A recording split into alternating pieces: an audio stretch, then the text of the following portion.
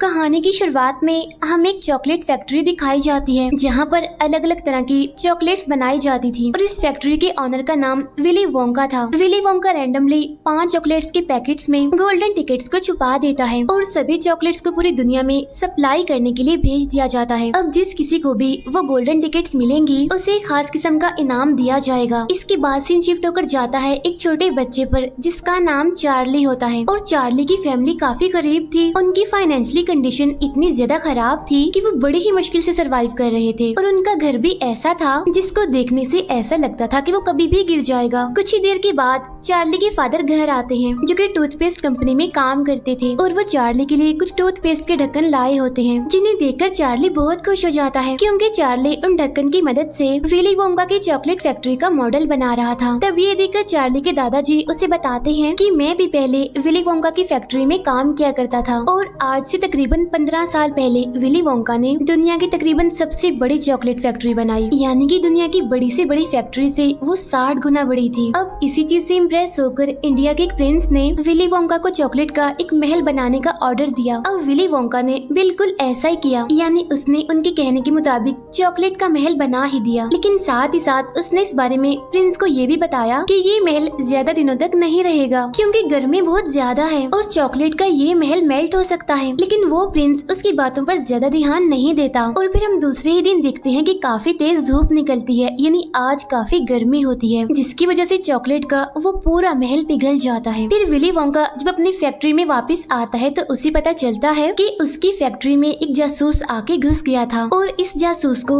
दूसरी chocolate factory के honours ने भेजा था ताकि वो विली वोंका की सीक्रेट रेसिपी को चुरा ले जिसके जरिए वो चॉकलेट्स बनाता है और वो बाकी ऑनर्स इस चीज में कामयाब भी रहे उस जासूस के जरिए। और अगले ही दिन सभी चॉकलेट्स कंपनियां विली वोंका की रेसिपी को चुरा कर उसकी सभी मशहूर चॉकलेट्स बनाकर बेचना शुरू कर देते हैं। अब विली वोंका को इस बात पर काफी दुख भी होता है, साथ ही साथ उसे काफी शौक भी लगता है और वो अपने सारे स्टाफ को निकाल देता है बगैर उन्हें कोई वजह बताए और गुस्से में आकर फैक्ट्री बंद कर देता है। फिर कुछ सालों बाद विली वोंका दोबारा से अपनी चॉकलेट फैक्ट्री को ओपन करता है और इस बार भी विली वोंका वही करता है जो कि उसने मूवी के स्टार्ट में किया था, यानी कि वो 5 चॉकलेट्स में गोल्डन टिकट्स रख देता है और इसके बाद ऐलान किया जाता है कि जिन 5 बच्चों को ये गोल्डन टिकट्स मिलेंगे उनमें से एक बच्चे को बहुत ही खास तोहफा मिलेगा। अब पूरी दुनिया में उन चॉकलेट्स को खरीदने के लिए लोगों की भीड़ बनने लगती है और उधर हम देखते हैं चार्ली को जिसका आज बर्थडे होता है। इसी वजह से उसकी फैमिली चार्ली के लिए एक विली वोंका चॉकलेट लेने का फैसला करते हैं इस उम्मीद में कि शायद उस चॉकलेट में से वो गोल्डन टिकट निकल जाए जिससे उन्हें वो खास तोहफा मिले और उनकी लाइफ थोड़ी आसान हो जाए। उन गोल्डन टिकट्स में से सबसे पहला टिकट जिस बच्चे का निकलता है वो काफी मोटा होता है। दूसरा टिकट जिस बच्ची का निकलता है उसकी फैमिली काफी अमीर होती है। यहाँ हमें पता चलता है कि ये बच्ची काफी जिद्दी होती है और इसीलिए उसके फादर ने उसकी जिद की वजह से अपने स्टाफ से विली वोंका चॉकलेट के हजारों पैकेट्स खुलवाए और तभी उनमें से एक में वो गोल्डन टिकट निकला था। फिर चार्ली के पेरेंट्स भी चार्ली के लिए एक विली वोंका चॉकलेट लेकर आते हैं और तब चार्ली बड़ी उम्मीद से उस चॉकलेट को खोलता है लेकिन इसमें से वो गोल्डन टिकट नहीं निकलता और तब इस बात से चार्ली काफी डिसअपॉइंटेड हो जाता है। लेकिन वो अपना दुख किसी को दिखाता नहीं बल्कि वो उस चॉकलेट को अपनी पूरी फैमिली के साथ शेयर करके खाता है, काफी इंजॉय करता है। तीसरी गोल्डन टिकट एक ऐसी बच्ची की निकलती है जो कि चैंपियन होती है अपने स्कूल की, साथ ही साथ उसने एक वर्ल्ड रिकॉर्ड भी बनाया हुआ था। चौथा गोल्डन टिकट एक ऐसी बच्ची का होता है जो वैसे तो काफी बदतमीज होता है लेकिन वो समझदार भी था क्योंकि उसने अपनी कैलकुलेशन से ही पता लगवा लिया था कि वो गोल्डन टिकट किस पैकेट में होगा। अब यहाँ इस बच्चे को चॉकलेट बिल्कुल भी पसंद नहीं थी, इसीलिए उसने विली वोंका की अभी तक कोई भी चॉकलेट नहीं खाई थी। उधर हम देखते हैं कि पूरी दुनिया में चॉकलेट्स की सेल बढ़ने की वजह से टूथपेस्ट की डिमांड भी बढ़ने लगी। इसी वजह से उस कंपनी में काम करने वाले जितने भी एम्प्लॉयज थे उन सबको ही निकाल दिया जॉब से ताकि उनकी जगह रोबोट्स को लाया जा सके। अब क्योंकि चार्ली के घर में कमाने वाले सिर्फ उसके फादर ही थे तो आज उनका ये एक जरिया भी खत्म हो जाता है और अब उनका घर चलाने वाला कोई भी नहीं था। लेकिन चार्ली के फादर ये बात अपने घर में किसी को भी नहीं बताते। फिर चार्ली के दादाजी चार्ली को कुछ पैसे देते हैं जो कि उन्होंने अपने पास जोड़ के रखे हुए थे और वो चार्ली को फिर से विली वोंका चॉकलेट को लाने के लिए कहते हैं इस उम्मीद में कि शायद अब उनकी किस्मत खुल जाए। और तब चार्ली ऐसा ही करता है, वो फिर से वही चॉकलेट लेकर आता है और यहाँ वो दोनों बड़ी उम्मीद से चॉकलेट का वो पैकेट खोलते हैं लेकिन इस बार भी उसमें से गोल्डन टिकट नहीं निकलता। इसलिए चार्ली उदास होकर घर से बाहर आ जाता है और तब उसे एक शॉप के बाहर से एक नोट मिलता है और उन पैसों से चार्ली चार्ली फिर से वही चॉकलेट खरीदता है और अब जैसे ही वो उस पैकेट को खोलता है तो उसे अपनी आंखों पर यकीन नहीं आता, क्योंकि अब की बार उसका गोल्डन टिकट निकल गया था।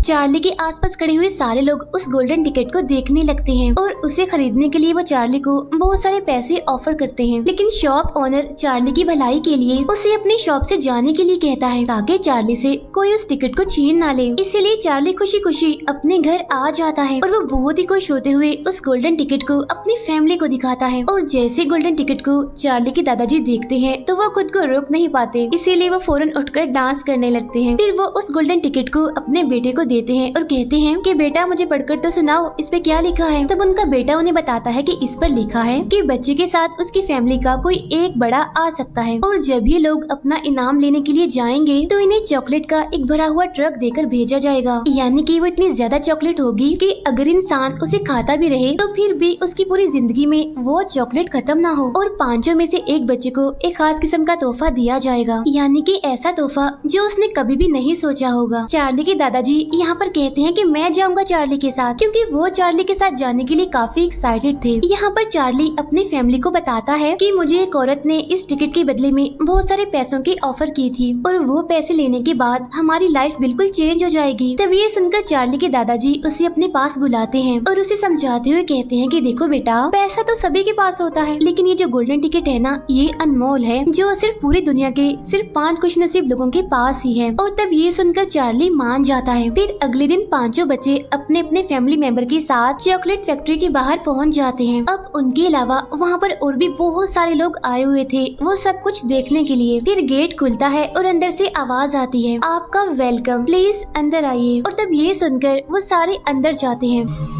उनके अंदर आते ही वो दरवाजा बंद हो जाता है। इन सभी लोगों का एक बड़ा अच्छा सा वेलकम किया जाता है एक गाने के साथ, और ये गाना विली वोंका पर ही बना हुआ था। इसके बाद विली वोंका खुद उनके सामने आता है। यहाँ सारे बच्चे विली वोंका से अजीब अजीब सवाल पूछने लगते हैं, जिनका जवाब विली वोंका भी बड़े ही अजीब तरीके से देता है। फिर विली वोंका खुद भी उनका वेलकम करता है फैक्ट्री के अंदर। फिर इसके बाद वो उन सभी को बताता है कि इस कमरे में जितनी भी चीजें हैं वो सारी चॉकलेट से बनी हुई हैं, यानी कि घास, वाटरफॉल, पहाड़ और तालाब भी। आप यहाँ पर घूम सकते हैं और यहाँ पर किसी भी चीज को खा सकते हैं। तभी सुनकर वो सारे बच्चे इधर उधर फैल जाते हैं और तभी उनमें से उस जिद्दी बच्ची को वहाँ पर एक बोना दिखाई देता है और वो इसके बारे में विली वोंका से पूछती है। तो वो उन्हें बताता है कि एक दिन मैं चॉकलेट के नए फ्लेवर्स को तलाश करने के लिए जंगल में गया था और वहाँ के जो ट्रीज थे वहाँ पर इन बोनों का पूरा कबीला रहा करता था और इन बोनों के पास बहुत सारी कोको होती है। इसीलिए विली वोंका कोको हासिल करने के लिए उनके कबीले के लीडर को ये ऑफर देता है कि अगर आपने मुझे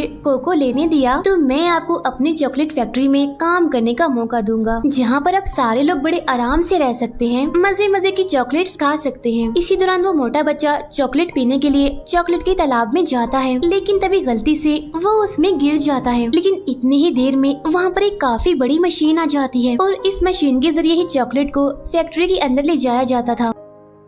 अब जिस पाइप के जरिए चॉकलेट जा रही होती है, इसी पाइप में वो मोटा बच्चा भी फंस जाता है और तब यहाँ पर विली वोंका के सारे एम्प्लॉइज उस मोटे बच्चे के लिए गाना गाने लगते हैं। और तब ये देखकर वहाँ पर सारे लोग काफी हैरान हो जाते हैं कि आखिर इन्हें कैसे पता था कि ये मोटा बच्चा इस पाइप में फंस जाएगा। अब उस मोटे बच्चे को फंसा हुआ देखकर उसकी मदर को उसकी काफी फिक्र होने लगती है। फिर विली वोंका अपने एम्प्लॉइज को बताता है कि उस बच्चे की मदर फैक्ट्री के अंदर जाना चाह रही है, तो तुम इन्हें वहाँ ले जाओ। इसीलिए उस मोटे बच्चे की मदर वहाँ अंदर चली जाती हैं और बाकी लोग विली वोंका के साथ आगे के टूर पर चले जाते हैं। आगे जाने पर उन्हें चॉकलेट की नदी में एक बोट दिखाई देती है और उस बोट में ये सारे बैठकर अपने आगे का सफर तय करते हैं। इसी दौरान विली वोंका नदी से चॉकलेट निकाल कर चार्ली को टेस्ट करने के लिए देता है और तब चार्ली चॉकलेट को टेस्ट करते हुए विली वोंका से पूछता है कि आपने अपनी जिंदगी की पहली चॉकलेट कब खाई थी। और तब विली वोंका इस बात को बताते हुए अपने फ्लैशबैक में चला जाता है। वो बताता है कि मेरे फादर पूरे शहर के सबसे बड़े डेंटिस्ट थे और वो हर हैलोवीन पर मेरे लिए बहुत सारी चॉकलेट्स लाया करते थे। मेरे फादर ने मेरे दांतों पर ब्रेसेस लगाए हुए थे ताकि चॉकलेट्स खाने की वजह से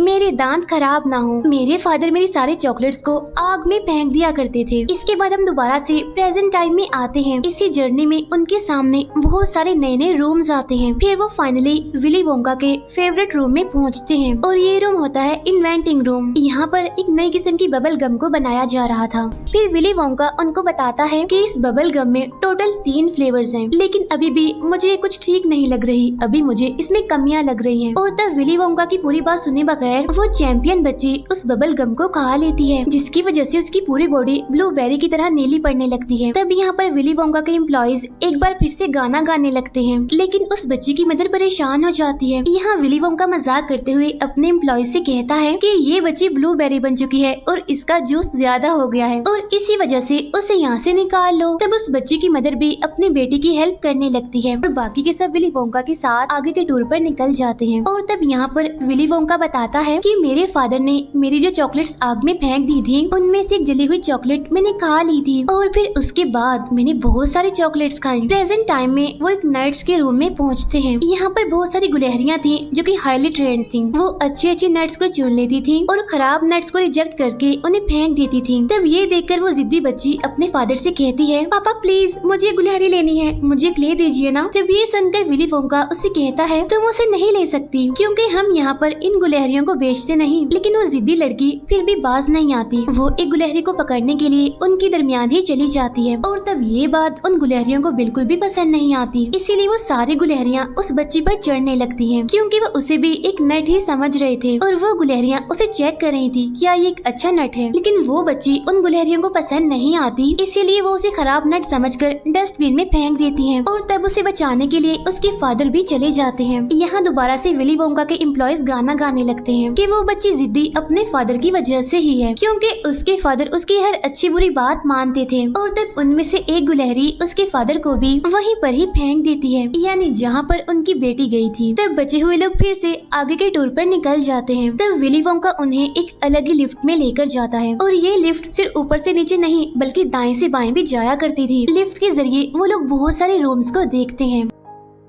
तब यहाँ पर चार्ली विली वोंका से पूछता है कि आखिर आपने ये सब कुछ कैसे शुरू किया। और तब यहाँ पर विली वोंका बताता है कि मेरे फादर ने मुझे चॉकलेट्स खाने के लिए मना किया था, लेकिन मैं तो चॉकलेट लवर था, मुझे चॉकलेट्स बहुत पसंद थी, इसी वजह से मैंने अपना घर छोड़ दिया। फिर प्रेजेंट टाइम में वो एक टीवी रूम में पहुँचते हैं जहाँ पर किसी भी चॉकलेट को टीवी के अंदर भेजा जा सकता था और टीवी देखने वाले सारे लोग उस चॉकलेट को खा भी सकते थे। अब उसकी इस बात पर समझदार बच्चा यकीन नहीं करता, इसीलिए वो उस मशीन में जाकर उसे स्टार्ट कर देता है, जिसकी वजह से एक तेज रोशनी से वो गायब हो जाता है और फौरन ही टीवी के अंदर पहुंच जाता है और इस वजह से उसका साइज भी काफी छोटा हो गया था। और तब यहाँ एक बार फिर से विली वोंका के एम्प्लॉइज गाना गाने लगते हैं और ये गाना उसे समझदार बच्चे पर बनाया गया था। फिर उस बच्चे के फादर उसे टीवी से बाहर निकालते हैं, लेकिन उस बच्चे का साइज अभी भी काफी छोटा था, इसीलिए उसके फादर विली वोंका से पूछते हैं कि अब मैं क्या करूं, आखिर ये बड़ा कैसे होगा। तब विली वोंका अपने एम्प्लॉइज से कहता है कि इन्हें फौरन स्ट्रेच रूम में ले जाओ, यानी जहाँ इसे खींचकर बड़ा कर दिया जाएगा। और यहाँ पर विली वोंका देखता है कि अब सिर्फ चार्ली ही बचा है और बाकी बच्चे अपनी अपनी बेवकूफियों की वजह से यहाँ से जा चुके हैं, यानी कि चार्ली ही विनर है और उस इनाम का हकदार है। फिर विली वोंका उन्हें एक बार फिर से एक लिफ्ट में लेकर जाता है। फिर वो एक अप एंड डाउन बटन को प्रेस करता है, जिससे वो लिफ्ट फैक्ट्री से निकलकर काफी ऊपर चली जाती है, जहाँ पर वो देखते हैं कि वो चारों बच्चे काफी बुरी हालत में वापस जा रहे हैं। फिर चार्ली इस सब के बारे में विली से पूछता है और तब विली वोंका ये सारी बात बताने के लिए लिफ्ट के जरिए चार्ली के घर पर पहुंच जाता है। वो चार्ली के घर की छत तोड़कर अंदर पहुंच जाता है। यहाँ चार्ली के पेरेंट्स चार्ली को देखकर बहुत खुश हो जाते हैं। यहाँ विली वोंका चार्ली से कहता है कि मैं अपनी फैक्ट्री तुम्हारे नाम करना चाहता हूँ क्योंकि अब मैं बूढ़ा हो रहा हूँ, मेरा एक बाल सफेद हो चुका है, बाकी भी हो जाएंगे और जिसकी वजह से मैं बूढ़ा हो जाऊंगा। इसीलिए विली वोंका चार्ली को उसके साथ चलने के लिए कहता है, लेकिन चार्ली विली वोंका के इस ऑफर को ठुकरा देता है और कहता है कि मेरी फैमिली मुझे सबसे प्यारी है, मैं दुनिया की किसी भी चीज के लिए अपने फैमिली को नहीं छोड़ूंगा। तब इस बात पर अपसेट होते हुए विली वोंका वहाँ से चला जाता है। इसके बाद चार्ली के फादर को फिर से